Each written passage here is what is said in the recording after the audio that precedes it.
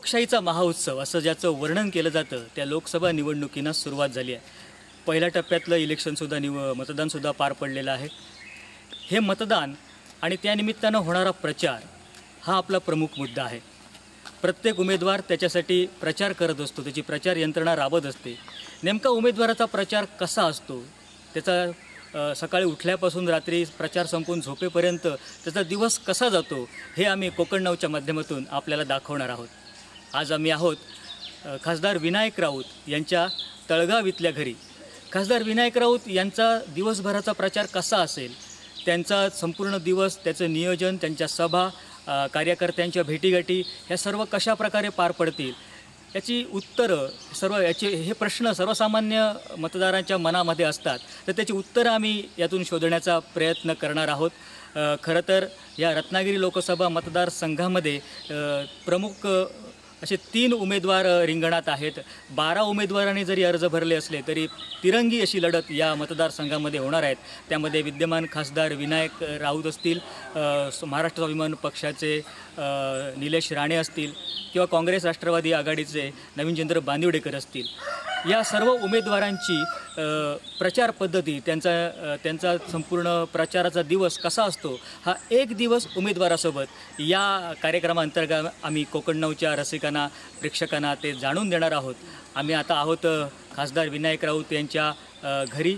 त्यांचा दिवस कसा सुरू होतो, सकाळी उठल्यानंतर ते काय करतात, कार्यकर्त्यांच्या भेटीगाठी कशा घेतात आणि इथून त्यांचा पुढचा प्रवास कसा चालणार आहे, काय ते कोणती काळजी घेणार आहेत प्रचार करताना, कुठे थांबणार आहेत, काय ह्या गमतीजमती किंवा प्रचारातल्या जे काही घडामोडी असतात दिवसभरात होणार आहेत ते आम्ही तुम्हाला या माध्यमातून दाखवणार आहोत। चला तर आपण जाऊया खासदार विनायक राऊत यांच्यासोबत उमेदवारासोबत एक दिवस या कोकण नाऊच्या कार्यक्रमामध्ये।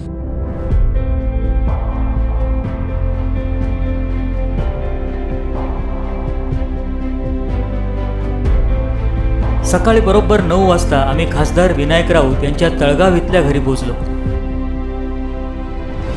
पारंपरिक आणि आधुनिक यांचा मिलाप असलेलं टिपिकल कोकणी घर। आजूबाजूला झाडं असल्यानं त्यांची सावली आणि शांत वातावरण।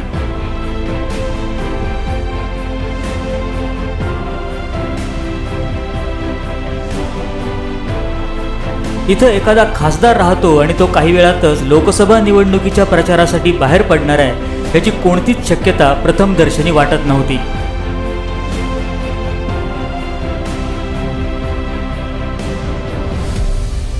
पण तिथं असलेला प्रत्येक माणूस त्याला नेमून दिलेलं काम बिनबोभाट करत होता। आवारात जास्त गाड्यांची गर्दी सुद्धा नव्हती। राऊत साहेबांच्या फॉर्च्युनर गाडी व्यतिरिक्त इतर 2च गाड्या उभ्या होत्या। आम्ही राऊत साहेबांच्या घरात प्रवेश केला। बाहेर व्हरांड्यातच कार्यकर्ते आणि काही भेटायला आलेली माणसं बसली होती।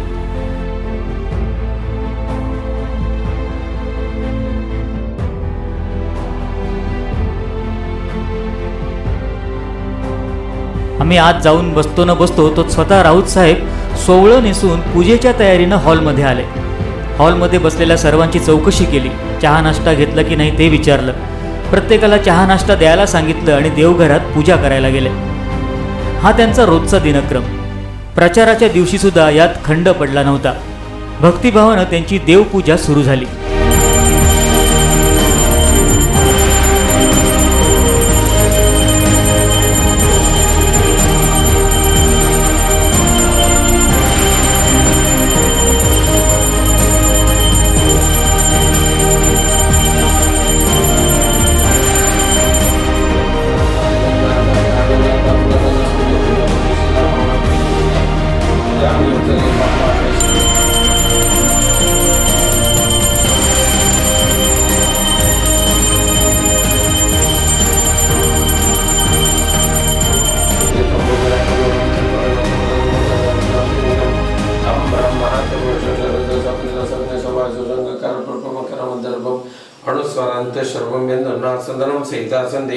शैषा गणेशोद्यागणपुरुषनिषदायतंत्रचंदागणपतिरुदमितनोदन्ति प्रचोदयात् एकदन्तं चतुरासं प्रथम अग्रतुंड दुसरे गदंत द्वैते श्रीकृष्ण पिंगाक्ष चौथे गजवक्रदेव पाचवे लंबोदर सावडे नवथे सातवे राजेंद्र आठवे धूम्रवणदेव नवमे श्री बालचंद्र 10वे श्री रमणनायक 11वे गणपती बालश्री गजाननम देवनाश्वर संध्यावणी निमित्तेन सेताला प्रभुत्व सर्व सिद्धी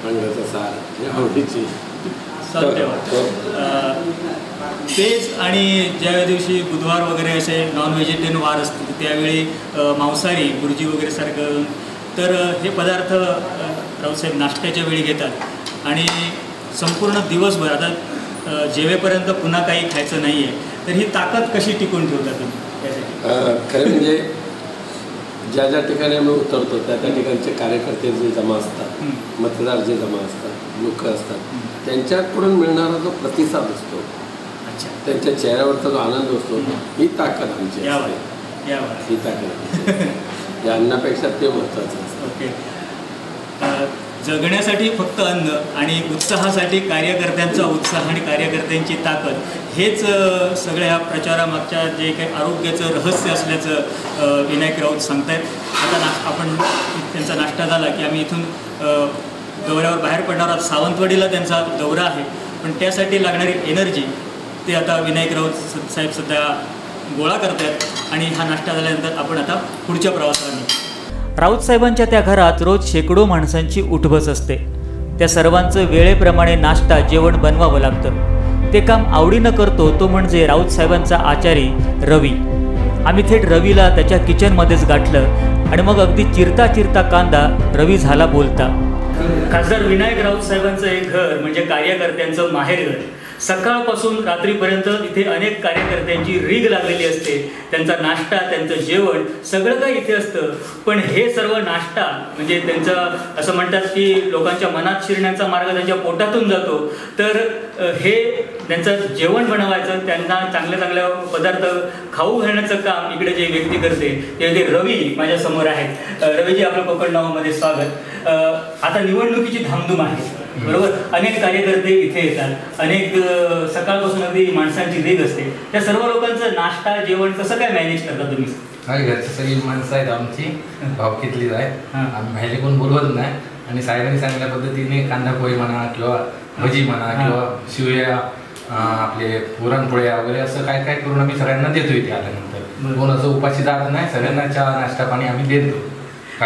साधारण दिवसाला किती जण इथं खाऊन जातात किंवा अन्न ग्रहण करून जातात? सर कधी कधी 100 पण असतात, कधी 150 असतात, कधी 50 असतात, 40 असतात, कधी 250 असतात, कधी 300 पण लोक इथे असतात. सगळ्यांना आम्ही चहा नाश्ता जेवण वगैरे सगळे व्यवस्थित फराळ वगैरे देतो. त्यांची तो नाश्ता केल्यानंतर ते जेवल्यानंतर त्या पाहुण्यांचे सगळ्या त्या कार्यकर्त्यांच्या चेहऱ्यावरचे भाव काय सांगून जातात तुम्हाला? सगळे हसून जातात. चांगलं जेवण झालं, चांगलं इथं नाश्ता पाणी झालं. साहेबांना पण म्हणतात की सगळे सोय वगैरे बसाय उठायची चांगली साहेब करतात. कोणी येऊन दे, साधारण पोरगाला तरी साहेब पहिले विचारतात, तू बाळा नाश्ता केलं का, नाश्ता वगैरे झालं काय तुझं? आम्ही विचारतो, आम्ही तर किचन रूम मध्येच असतो काय. साहेब सगळ्यांना म्हणजे वरती जरी बसली आणि खाली जरी त्यांना नाश्ता दिलं नाही दिलं हे सगळं साहेब विचारतात. आम्ही पण तेवढं सहकार्य करतो. सगळ्यांना नाश्ता पाणी देण्यापासून सगळं व्यवस्थित करतो. असं काही नाही की तिथे घाण आहे वगैरे असं काय नाही. सगळ्यांना चांगलं देऊन चांगलं घरी जातात ते नाश्ता पाणी करून. वा. साहेबांसाठी एक वेगळं काही त्यांचं डाएट असतं, त्यांचा काही वेगळा नाश्ता किंवा त्यांचं वेगळं जेवण असं काही असतं का? नाही, ते शाकाहारी असतं. कधीतरी नाश्ता म्हणजे मांसाहारी वगैरे असं असलं तरच, नाही ते शाकाहारी. कारण जास्त करून त्यांचा नाश्ता बुर्जी वगैरे करतात, आमलेट वगैरे किंवा मच्छीचं काय असलं तरच, नाही तर नाही जास्त.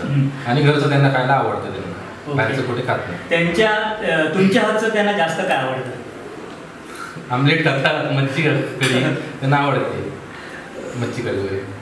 ओके. तर हे होते रवी, जे साहेबांच्या जेवणाबरोबर कार्यकर्त्यांच्या जेवणाची देखील काळजी घेतात आणि इथून कार्यकर्ते अगदी हसतमुख पद्धतीनं इथून बाहेर पडतात किंवा साहेबांसोबत राहतात.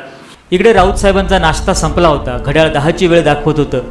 राऊत साहेबांचा इशारा झाला आणि सर्वजण बाहेर पडले. साहेब आपल्या गाडीत बसले. त्यांच्यासोबत त्यांचे कार्यकर्ते सुद्धा होते. त्याचबरोबर इतर सर्वजण सुद्धा आपापल्या गाडीत बसले आणि गाड्या निघाल्या.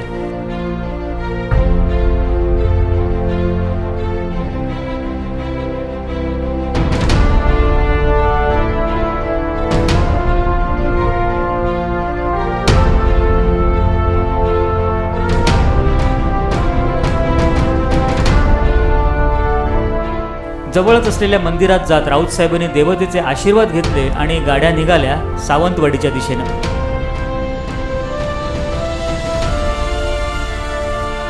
ओरोस मार्गे हायवेवर गाड्या आल्या आणि सावंतवाडीची वाट चालू लागल्या. आज सावंतवाडी मतदारसंघातल्या प्रचाराची सांगता होती. काही दिवसांपूर्वी कुडाळ तालुक्यातून सुरू झालेला हा प्रचार दौरा आज सावंतवाडी तालुक्यात संपणार होता. राऊत साहेबांचा हा प्रचार नेमका कसा चालतो, यात महिला आघाडीचा कोणता सहभाग असतो, याविषयी सुद्धा आम्ही जाणून घेतलं जिल्हा महिला प्रमुख जान्हवी सावंत यांच्याकडून. मॅडम, प्रचार सुरू झालेला आहे, काय ओघे काही दिवस उरलेले आहेत निवडणुकीसाठी, तर प्रचार यंत्रणा मुख्यत्वे महिलांचा या प्रचारामध्ये सहभाग कसा तुम्हाला जाणवतो आणि ते यांना कशी साथ देत आहे? खरं सांगायला गेलं तर शिवसेना हा डाऊन टू अर्थ पक्ष आहे. त्याच्यामुळे गाड्यांचे ताफे किंवा आम्हाला AC गाड्या पाहिजेत असं काही नाही. आमच्या महिलांचं सांगायला गेलं तर जवळजवळ ही तयारी 6 महिने अगोदरपासून सुरू झालेली होती. यामध्ये आमचे सर्व तालुका प्रमुखापासून ते अगदी शाखा प्रमुखापर्यंतची पदं आमची भरलेली होती आणि त्या माध्यमातून आमचं काम हे जवळजवळ चालू होतं. म्हणजे मध्यंतरीच्या काळात माझे विभागीय दौरे चालू होते, गाव टू गाव भेटणं होतं, त्या बूथ प्रमुख शाखा प्रमुखाला भेटणं होतं आणि त्यांच्यापर्यंत काय पोचवायचं हे अगोदरच आम्ही पोचवलेलं होतं. आत्ताचं जे प्रचाराचं नियोजन आहे त्यानुसार सुरुवातीला आमची तालुक्याची मिटिंग, त्याच्यानंतर विभागीय मिटिंग, त्याच्यानंतर उपविभागीय मिटिंग आणि उपविभागीय नंतर गाव बैठका, वाडी बैठका अशा पद्धतीने नियोजन एकूणच पक्षाचं चालू आहे. आज गावागावात कार्यकर्ते आहेत, त्याचबरोबर ग्रामपंचायती आहेत आपल्याकडे, कुडाळ मालवणमध्ये बऱ्याच प्रमाणात आहेत, सदस्य आहेत आणि महिलांचं म्हणायला गेलं तर महिलांचा अतिशय उत्तम प्रतिसाद मिळतोय आणि याचं मुख्यत्वे कारण म्हणजे महिलांशी असणारा रोजचा संवाद आणि पक्षाची शिस्त. म्हणजे दर महिन्याला मिटिंग घेणं, त्या महिलांना रेग्युलर बोलवणं किंवा आमच्या आरोग्य मेळावा झालेला असेल किंवा आमचं सामूहिक विवाह असेल, त्या निमित्ताने महिलांनी केलेलं नीटनेटकं नियोजन, त्या निमित्ताने आम्ही महिलांच्या सतत संपर्कात होतो आणि आता महिला गावोगावी जाऊन त्या गावातले आमची ग्रामपंचायत सदस्य, आमच्या बूथ प्रमुख, शाखा प्रमुख, तिथल्या महिला यांना प्रचाराचं नियोजन म्हणण्यापेक्षा विनायक राऊत साहेब का हवेत आणि आत्तापर्यंतचं त्यांनी काम केलेलं आम्ही त्या महिलांनाच विचारतो. तुमच्या गावात आले होते का, तुमच्या देवळात आले होते का, तुमच्या विकास कामाच्या उद्घाटनाला आले होते का, अशा पद्धतीने विचारतो. महिलांकडनं खूप असं म्हणजे छान प्रतिसाद आम्हाला मिळतोय आणि अतिशय उत्तम असं आमचं प्रचाराचं नियोजन चालू आहे. किंबहुना आम्हाला हा विश्वास आहे की ज्या सिंधुदुर्ग रत्नागिरी लोकसभा मतदारसंघामध्ये महिला मतदारांचं प्रमाण जास्त आहे, त्याच महिला मतदार आज खासदार साहेबांचा जो 1.5 लाखाचा लीड आहे, जो आम्ही 2.5 लाखावर नेण्याची घोषणा करतोय आणि किंबहुना त्या तयारीला आम्ही लागलोय, तो लीड 2.5 लाखापर्यंत पोहोचवण्यात महिलांचा सिंहाचा वाटा असेल. राऊत साहेबांच्या आज 5 प्रचार सभा होत्या आणि याची सुरुवात झाली बांधा इथल्या सभेपासून. बांद्याच्या आनंदी मंगल कार्यालयात ही प्रचार सभा सुरू झाली. खूप चांगला प्रतिसाद या दिवसातल्या पहिल्याच सभेला लाभला होता. पालकमंत्री दीपक केसरकर, भाजप सरचिटणीस राजन तेली, युवा नेतृत्व संदेश पारकर, स्टार प्रचारक लक्ष्मण वडले, महेश सारंग, शिवसेना भाजप रिपाई युतीचे पदाधिकारी व्यासपीठावर उपस्थित होते. प्रत्येकजण खासदार विनायक राऊत यांना विजयी करण्याचं आवाहन करत होता. लोक टाळ्या वाजवून दाद देत होते. आणि शिवसेना प्रमुख माननीय उद्धवजी ठाकरे यांनी अत्यंत विशाल हृदयाने राष्ट्रीय हित लक्षात ठेवून आज संपूर्ण या भारत मातेच्या रक्षणासाठी, भारत मातेची भारत माता सुजलाम सुफलाम करण्यासाठी या संपूर्ण भागात पुन्हा एकदा शिवसेना भाजपच्या ठिकठिकाणी महायुती झाली पाहिजे. कालच्या सभेमध्ये या भारत मातेचे पुढचे पंतप्रधान म्हणून नरेंद्र मोदी साहेबच असतील अशी घोषणा केलेली त्या माननीय उद्धवजी ठाकरे साहेबांचा हे मतदान असेल. शेकडोंच्या संख्येत आम्ही नामपत्र कार्यकर्ते आणि पक्षाचे पायी म्हणून जमले. सभा संपली. राऊत साहेबांना कार्यकर्ते आणि मतदारांचा गाराडा पडला. त्या गर्दीतूनच वाट काढत राऊत साहेब हॉल बाहेर पडले. आता होतं युतीच्या बांधा प्रचार कार्यालयाचं उद्घाटन. राऊत साहेबांच्या हस्ते ते उद्घाटन झालं आणि बाजूलाच असलेल्या कार्यकर्त्याच्या घराच्या दिशेनं राऊत साहेबांनी आपला मोर्चा वळवला. त्यांच्यासोबत बोलणं, चर्चा झाली, चहापाणी झालं आणि गाड्यांचा ताफा निघाला. सकाळी अवघ्या 3 गाड्या होत्या, पण आता गाड्यांची संख्या तिप्पटीनं वाढली होती. बांदा शहरातल्या 2-4 कार्यकर्त्यांच्या घरी भेट देऊन राऊत साहेब मग सातारड्याच्या सभेसाठी मार्गस्थ झाले.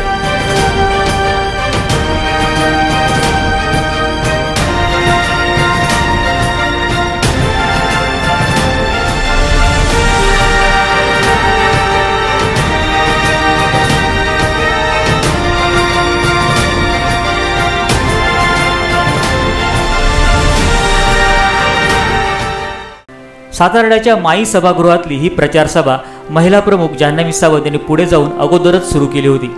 त्यात राऊत साहेब सहभागी झाले तेव्हा दुपारचा 1:30 वाजला होता. इथं सुद्धा बांध्याप्रमाणे व्यासपीठ होतं. नेत्यांची भाषणं होत होती. इथं महिलांचा सहभाग जास्त होता.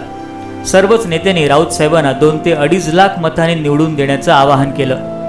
एवढा मोठ्या अवाढव्य पसरलेल्या मतदारसंघामध्ये काम करणं, संपूर्ण संपर्क करणं गावागावामध्ये, एक वेळ गाव ठीक आहे, पण आपला एक वाडी म्हणजे एक गाव म्हणजे जवळजवळ 12 वाड्या, आणि काही वेळेला ह्या वाडीत गेलो तर ह्या वाडीला पत्ता नसतो, त्या वाडीत आलो तर ह्या वाडीचा पत्ता नसतो.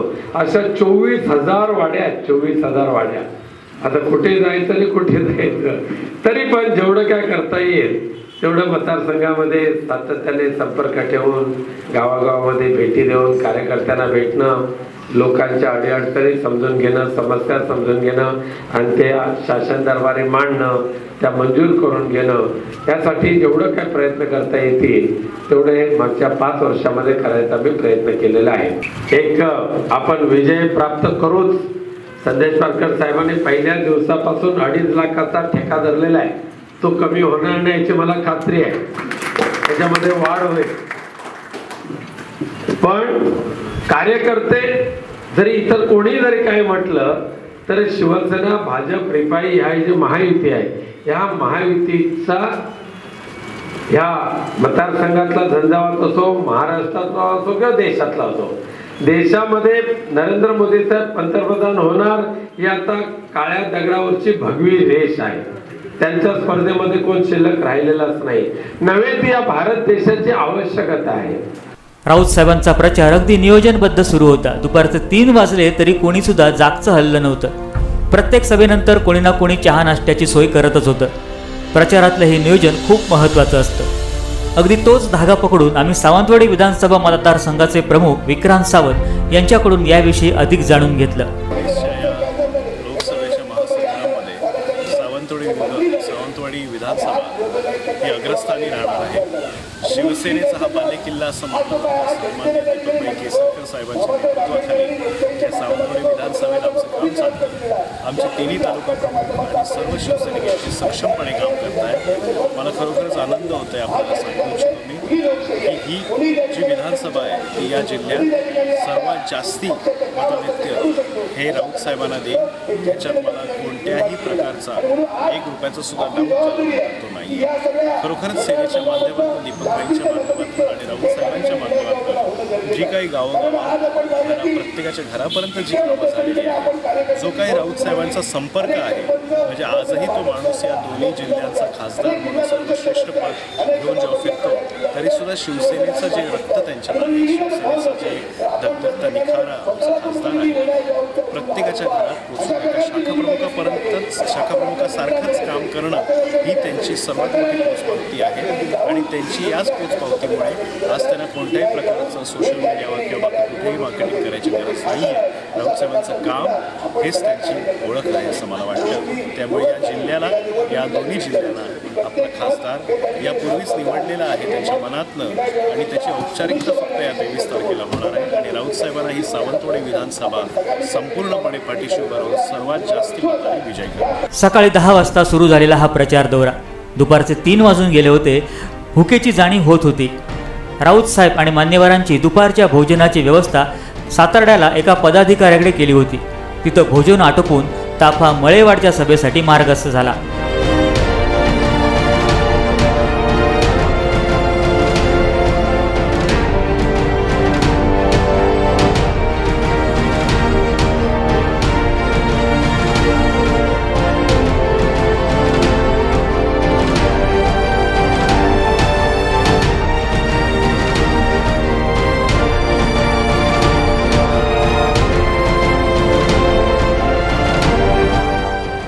मळेवाड इथं सुदर्शन हॉलमध्ये ही सभा आयोजित करण्यात आली होती. या सभेसाठी निम्म्याहून जास्त हॉल महिलांनीच खचाखच भरला होता. दुपारचं रणरणत ऊन होतं. वातावरणातला प्रचंड उष्मा जसा उपस्थित श्रोत्यांना जाणवत होता तसा तो व्यासपीठावर देखील जाणवत होता. पण त्याकडे सर्वांनी दुर्लक्ष करत फक्त आपली भूमिका मतदारांना पटवून देण्याकडे लक्ष केंद्रित केलं होतं. अक्षरशः घामाच्या धारा लागल्या असताना सुद्धा कोणी सभागृह मात्र सोडलं नव्हतं.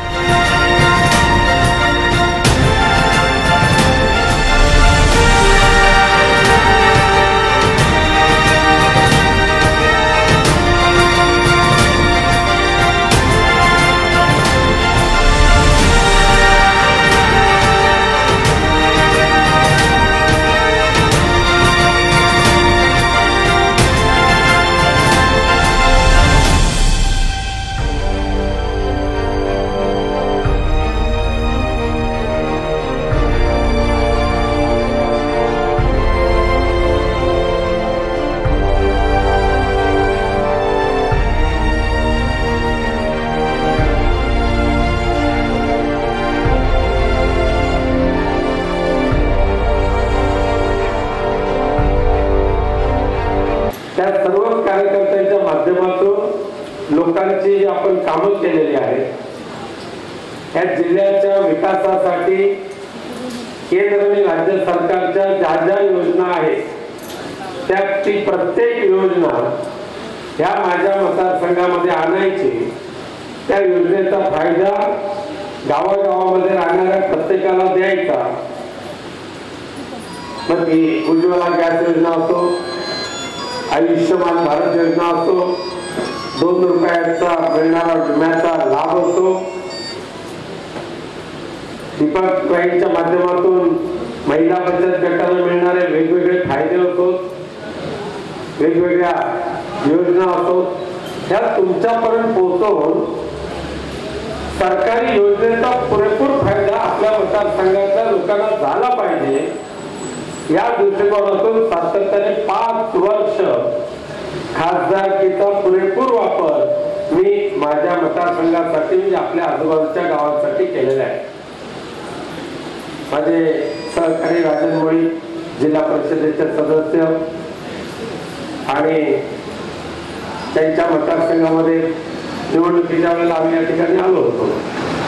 मडुराला आलो होतो, त्यांच्या इथे आलो होतो, आजूबाजूला गेलो होतो आणि अत्यंत प्रामाणिकपणे काम करणाऱ्या आमच्यासारख्या कार्यकर्त्यांवर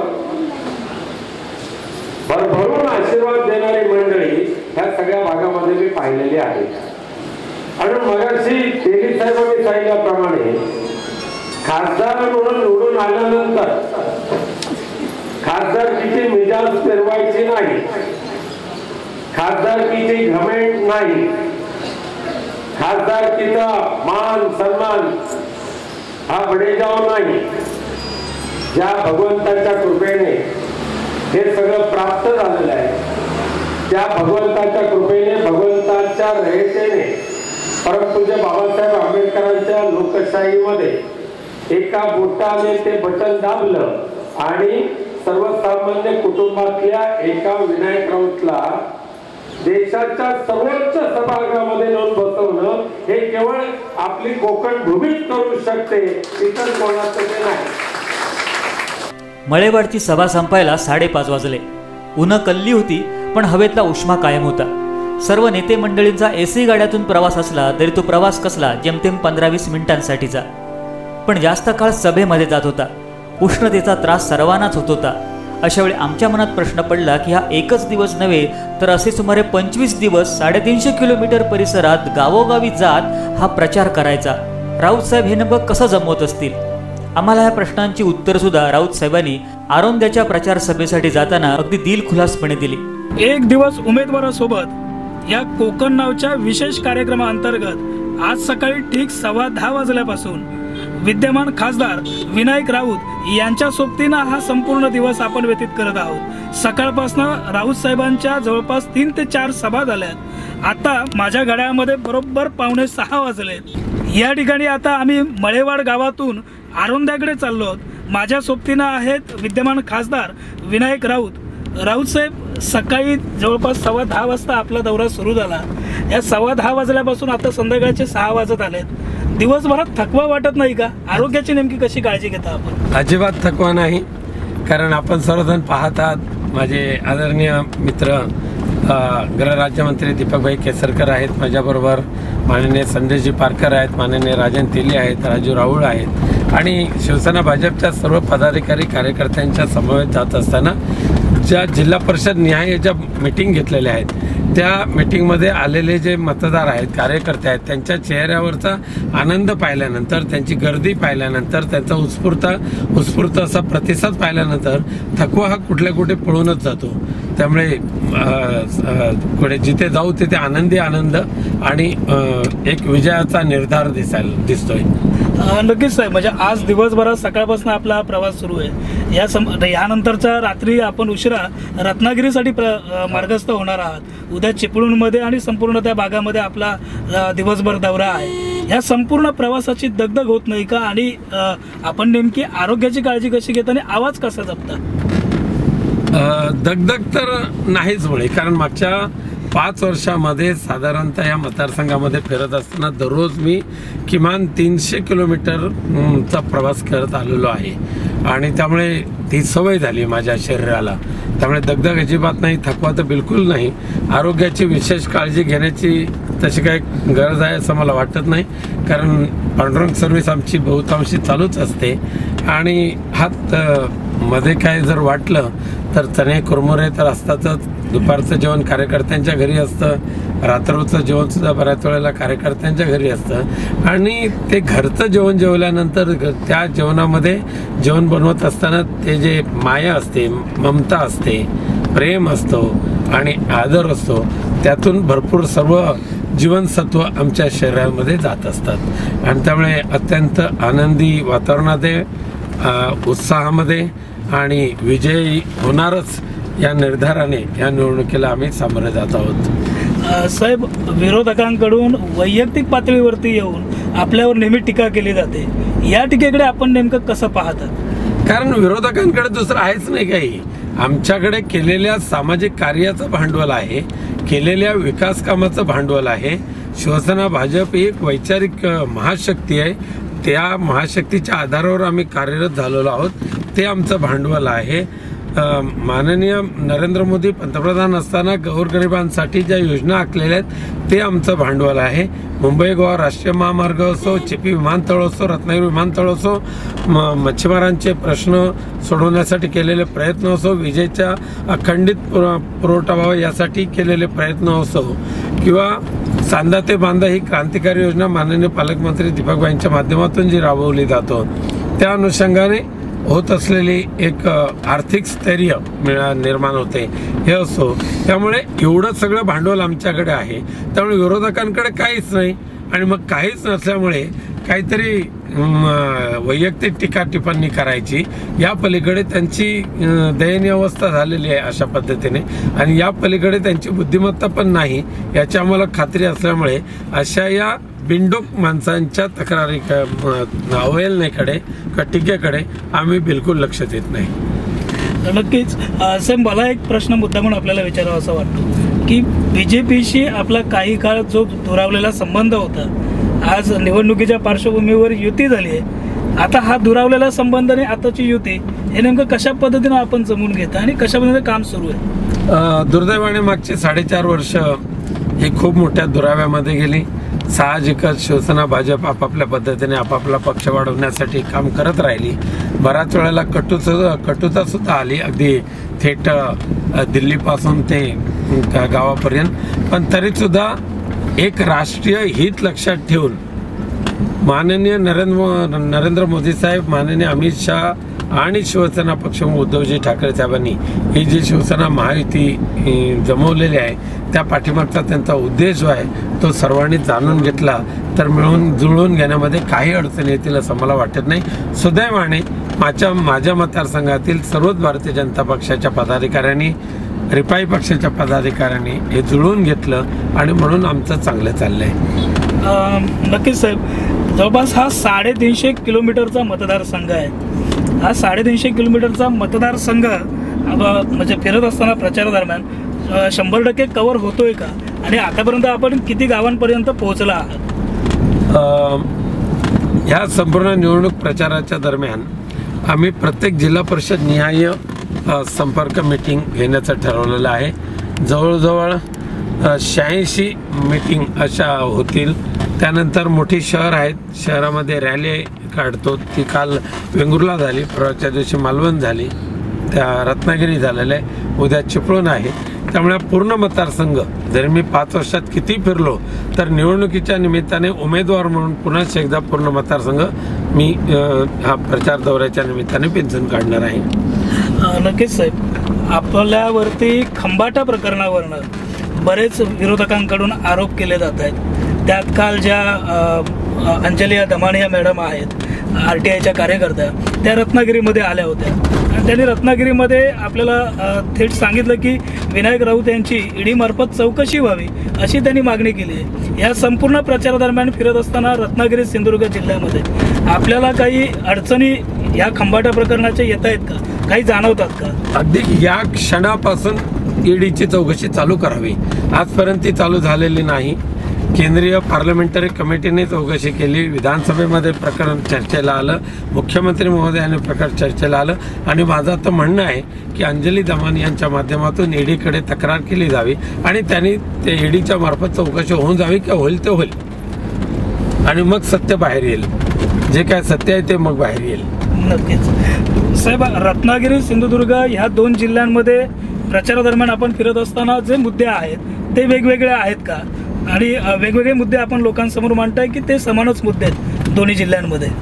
तसं पाहिलं तर या ही रत्नागिरी काय सिंधुदुर्ग काय तशी कोकण भूमी आहे. दोघांमधल्या ज्या समस्या अडचणी मुद्दे हे समानच आहेत. फार थोडासा फरक असेल, परंतु इको सेन्सिटिव्ह असेल, मोरटोरियम असेल, कोस्टल सर्किट असेल, रस्ते असतील, पाणी असेल, मुंबई गोवा राष्ट्रीय महामार्ग असेल, विजेचा चांगला पुरवठा असेल, मोबाईलची दर्जेदार सेवा असेल, हे सगळे समान असलेले मुद्दे आहेत. फरक तसा फार आहे असं मला वाटत नाही. असं माझा आता शेवटचा प्रश्न आहे आपल्याला. जनतेनं, रत्नागिरी सिंधुदुर्ग जिल्ह्यातील जनतेनं आपल्याला नेमकं मतदान का करावं? कारण मागच्या 5 वर्षामध्ये खऱ्या अर्थाने जनसेवकाची भूमिकेतून मी ह्या लोकसभा मतदारसंघाची सेवा केलेली आहे, विकासात्मक कामं केलेली आहेत आणि तीच अपेक्षा सर्वसामान्य मतदारांची असते. अडीअडचणीमध्ये आपला लोकप्रतिनिधी धावून आला पाहिजे, त्याचं सहकार्य झालं पाहिजे. ही अपेक्षा पूर्ण करण्यामध्ये मी 100% यशस्वी झालेलो आहे. विकासाची कामं करण्यासाठी सुद्धा मी 100% यशस्वी झालेलो आहे आणि म्हणून पुन्हा एकदा ह्या लोकसभेच्या निवडणुकीमध्ये धनुष्यबाणाला मतदान मागण्याचं मला नैतिक अधिकार आहे, नव्हे तशी प्रार्थना मी सर्व मतदारांना करीत आहे. नक्कीच एक खासदार म्हणून नाही तर जनसेवक म्हणून मागील 5 वर्षात रत्नागिरी सिंधुदुर्ग जिल्ह्यातील जनतेची मी प्रामाणिकपणे सेवा केली आहे. तसंच जे खंबाटाच्या प्रकरणावरनं सध्या जो काही गदारोळ सुरू आहे संपूर्ण महाराष्ट्रभरामध्ये, रत्नागिरी सिंधुदुर्ग जिल्ह्यामध्ये देखील या खंबाटा प्रकरणासंदर्भात माझी ED मार्फत कधीही चौकशी करा, मी या चौकशीला सामोरं जाण्याकरता नेहमी तयार आहे, अशा पद्धतीची एक प्रतिक्रिया या ठिकाणी विद्यमान खासदार विनायक राऊत यांनी दिली आहे. कोकण नावकडून त्यांच्या पुढील प्रवासाकरता खूप साऱ्या शुभेच्छा देतो. राऊत साहेबांशी चर्चा करत करत आरोंदा कधी आलं कळलंच नाही. आरोंदा बाजारपेठेत ह्या सभेचं आयोजन केलं होतं. जवळच देवी सातेरीचं सुंदर मंदिर होतं. गाडीतून उतरताच नेहमीच्या शिरस्त्याप्रमाणे राऊत साहेबांनी मंदिरात जाऊन देवी सातेरीचं दर्शन घेतलं आणि आशीर्वाद घेतले. चालत चालत ते सभास्थळी आले. टाळ्यांच्या गजरात आणि घोषणांमध्ये उपस्थितांनी त्यांचं स्वागत केलं. सभेला उपस्थितांचा चांगला प्रतिसाद होता. सुरुवातीला थोडी उपस्थिती कमी वाटली, पण जसजसा विचारमंच बरसू लागला तसतशी गर्दी वाढू लागली. लोकांची पावलं आपोआपच सभेकडे वळू लागली. उभं राहून किंवा जिथं जागा मिळेल तिथे बसून, दुकानाच्या पायरीवर बसून लोक भाषणं ऐकत होते. याच व्यासपीठावर आलो होतो आणि शिवसेना भाजप युतीच्या माध्यमातून उमेदवार म्हणून आपल्याकडे मतांची विनंती केली होती आणि आपल्याला सर्वांना नमस्कार करतो, कारण आपणही त्यावेळेला विनायक राऊत किती मोठा आहे, किती तालेवार आहे, किती कामं केले आहेत ह्याचा कोणताही लेखाजोखा न मांडता केवळ शब्दावर शिवसेना भाजपच्या युतीवर धनुष्यबाणाला प्रचंड मताधिक्याने अशी भरभरून प्रतिसाद दिला की संपूर्ण लोकसभा मतदारसंघामध्ये जवळजवळ 1,51,151 एवढं प्रचंड मताधिक्याने या विनायक राऊतला त्यावेळेला खासदार म्हणून आपण निवडून दिला. 5 वर्षानंतर पुन्हा निवडणुकीच्या भाषणाला आलेलो आहे. केवळ भाषण नव्हे तर ते आशीर्वाद तर मागणार आहेत. अर्थात मधल्या कालावधीमध्ये अनेक वेळा येऊन गेलो. ज्या ज्या वेळेला आपण आठवण केली त्या वेळेला आलो. शिवसेना शाखेच्या कार्यक्रमाच्या निमित्ताने आलो. काही घरचे कार्यक्रम होते, काही कार्यकर्त्यांच्या घरी त्यांच्या निमित्ताने आलो. आणि सातत्याने या 5 वर्षाच्या कारकिर्दीमध्ये एक लोकसेवक म्हणून, एक जनसेवक म्हणून आणि या कोकण भूमीचा सुपुत्र म्हणून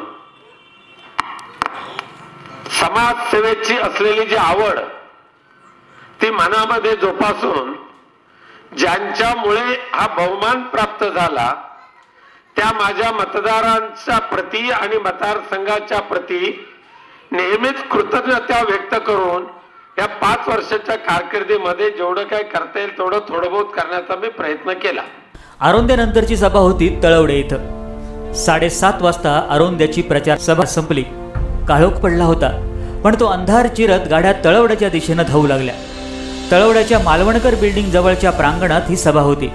संपूर्ण पटांगण लोकांनी भरून गेलं होतं.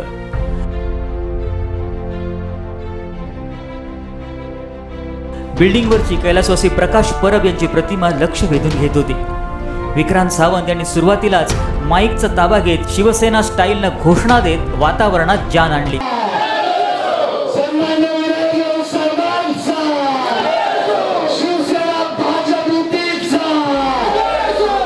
राऊत साहेब आमचे राऊत साहेब, निवडून येणार आमचे राऊत साहेब या गीतानं वातावरणच बदलून गेलं. अत्यंत उत्साहाच्या वातावरणात सभेला सुरुवात झाली. साधारण भाषणाचे मुद्दे तेच असले तरी प्रत्येक ठिकाणचे समोरचे मतदार वेगळे असतात. त्यामुळे प्रत्येक ठिकाणी सेम एनर्जी लावावी लागते. अर्थात सर्वच नेते अनुभवी असल्यानं ती काळजी घेतच होते. दिवसातली शेवटची सभा होती. राऊत साहेब बोलायला उभे राहिल्यावर घोषणांनी वातावरण दणाणून गेलं. राऊत साहेबांनी सुद्धा अगदी जोशपूर्ण भाषण केलं. दिवसातली 5वी सभा असून सुद्धा कुठेही थकवा जाणवत नव्हता. लोकांनी सुद्धा टाळ्या वाजवून त्यांना प्रतिसाद दिला. वयोवृद्ध मतदार सभेला उपस्थित होते आणि तोच धागा पकडून राऊत साहेबांनी भाषण सुरू केलं. पुढची 25 वर्ष त्या मुंबई गोवा राष्ट्रीय महामार्गाच्या पुण्यावर तू खासदार होशील हे गडकरी साहेबांनी दिलेला तो आशीर्वाद. आणि त्यांनी 1, 2, 4 हजार कोटी नव्हे तर 12,000 कोटी रुपये ह्या मुंबई गोवा राष्ट्रीय महामार्गाला दिले. पूर्वीच्या सरकारने जमिनी हडप करायच्या 200 रुपये 500 रुपये. मुंबई गोवा राष्ट्रीय महामार्गासाठी जी जमीन घेतली कमीत कमी गाव खात्यामध्ये असलेल्या जमिनीला 1 एकराला 1,60,00,000 रुपये आणि जास्तीत जास्त चिपळूण सारख्या बाजारपेठेला 5 कोटी रुपये एकर. एवढा मोबदला कमिशन नाही, दलाली नाही, कुठलीही एजंटगिरी नाही. मला कळलं माझ्या मतदारसंघाच्या लोकांना एवढं हजारो कोटी मिळतात त्यावेळेला त्यांना अधिक सोयीस्करपणे त्यांच्या खात्यामध्ये हा पैसा गेला पाहिजे. म्हणून हा एकमेव खासदार की दिल्लीला जाऊन त्या प्रेस मध्ये सुद्धा रात्री 2 वाजेपर्यंत बसून राहिलो आणि सर्वांचं रेकॉर्ड तयार करून घेतलं. आणि एकदा माननीय नितीन गडकरी साहेबांची मुलाखत झाली एबीपी माझावर आणि त्यांनी उल्लेख केला एका खासदाराचा की असे खासदार जर एखाद्या कामाचं फॉलोअप करण्यासाठी जर असतील तर त्यांच्या मतदारसंघातला विकास अपेक्षेपेक्षा जलद गतीने होईल. तो खासदार म्हणजे विनायक राऊत. प्रचार दौऱ्याच्या नियोजनाप्रमाणे सभा संपली होती तेव्हा 9:30 वाजून गेले होते.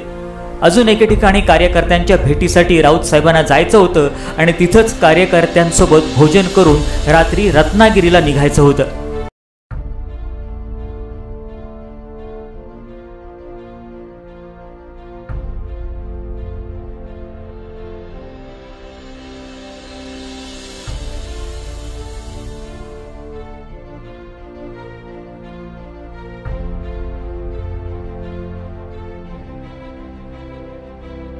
कोलगावला राऊत साहेबांनी कार्यकर्त्यांची भेट घेतली, त्यांच्यासोबत भोजन केलं तेव्हा रात्रीचे 10 वाजले होते.